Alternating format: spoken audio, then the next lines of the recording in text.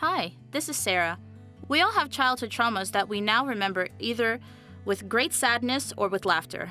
It's up to you to decide how to take the story of what happened to me when I was 13 years old. My mom died at the time. Having battled diseases for many years, I was the youngest child, practically raised by my older sisters and brother. They say my mom was very cruel and always punished my sisters harshly. I kind of grew up in a more normal environment. My mom didn't hit me with a belt like she did with my older siblings, but she was always verbally abusing me. As soon as the doctors informed us about my mom's death, my older sisters and I gathered in the living room house to decide what to do, but my sisters whipped out a bottle of champagne and started drinking it. Unclear whether it was out of grief or relief that my mom was no longer suffering from a serious illness and was now resting in peace. Perhaps from the outside it seemed that they were celebrating, saying it was good that mom was dead, as she had brought us much grief and torment with her severe illness and cruel beatings as a child.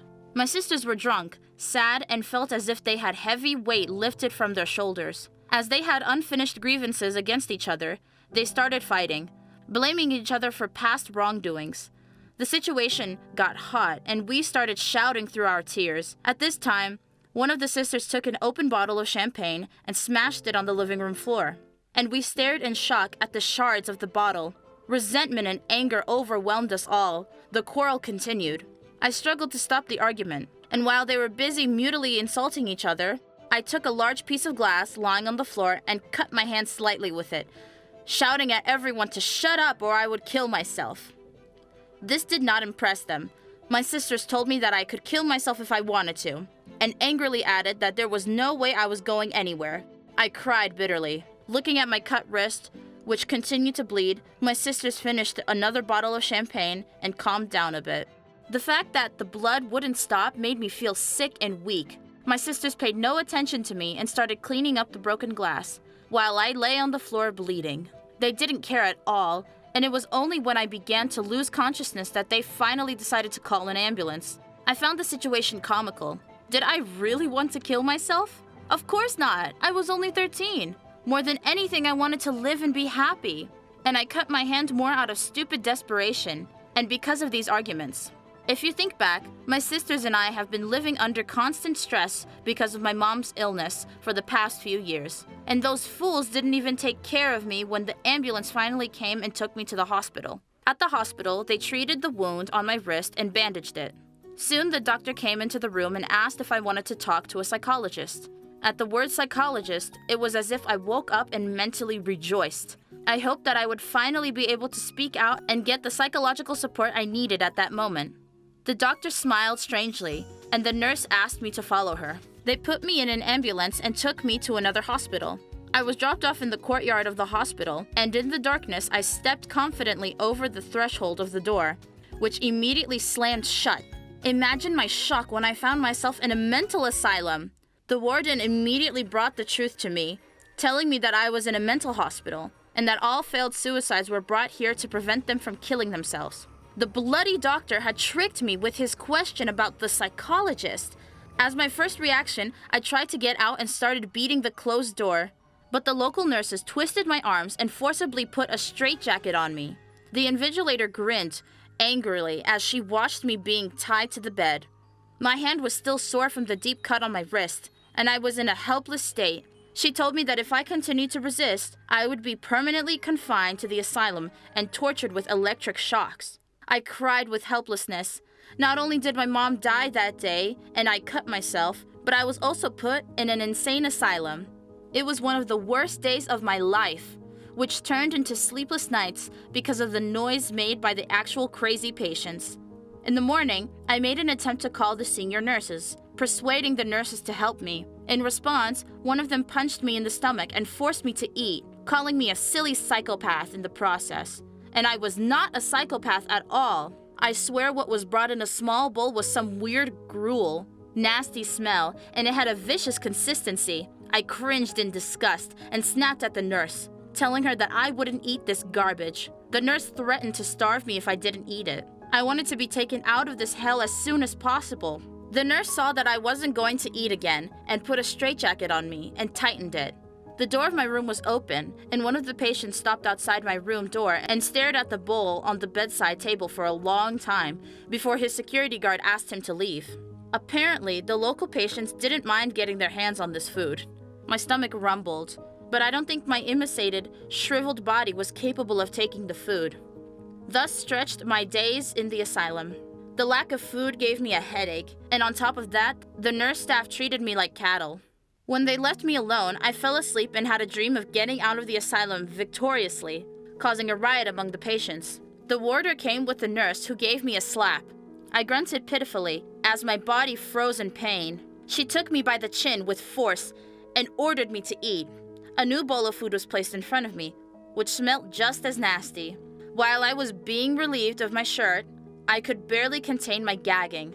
The overseer slapped me again, noticing my hesitation, and I babbled that I would eat everything and do as they said. And I didn't want to die at all. The warder left, instructing the nurse to keep an eye on me while I ate.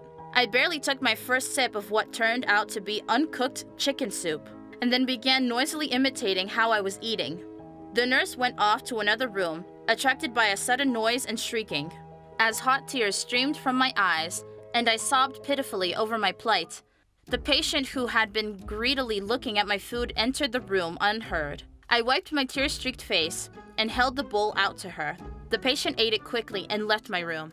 Before dinner, someone's skinny hand appeared in the doorway and threw a packet of cigarettes in it.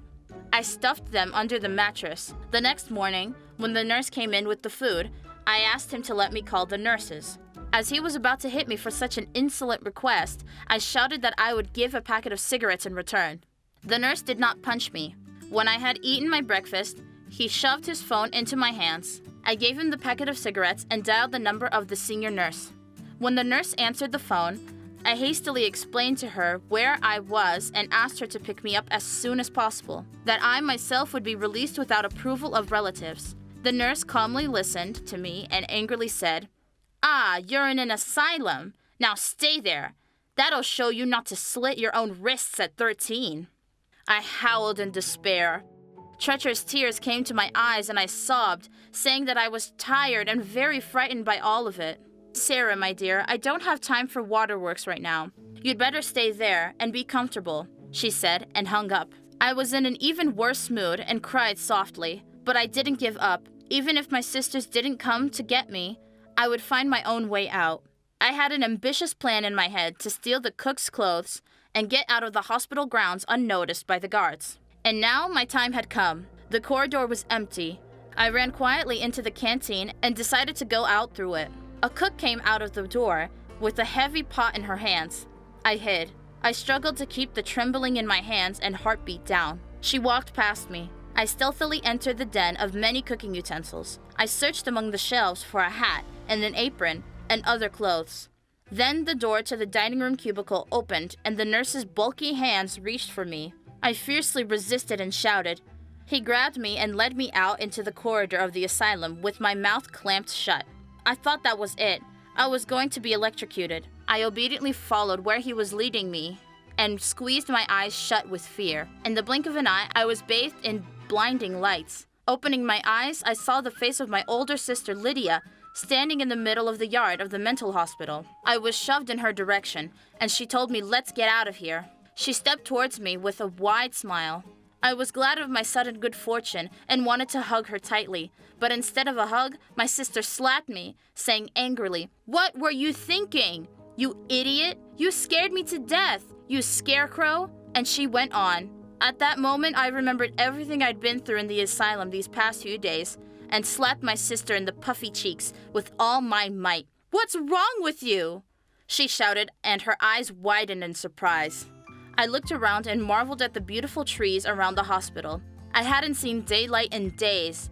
It must have been maddening. I walked unevenly towards the hospital gate, treading on my feeble legs.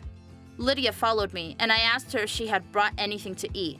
The nurse shook her head, and we headed first to the nearest cafe.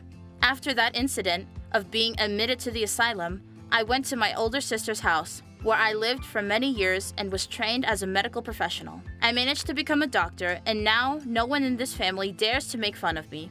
My sisters and I remember the time I tried to slit my wrists because we all acted horribly and foolishly at the time. If you liked the video, please share it on your social networks.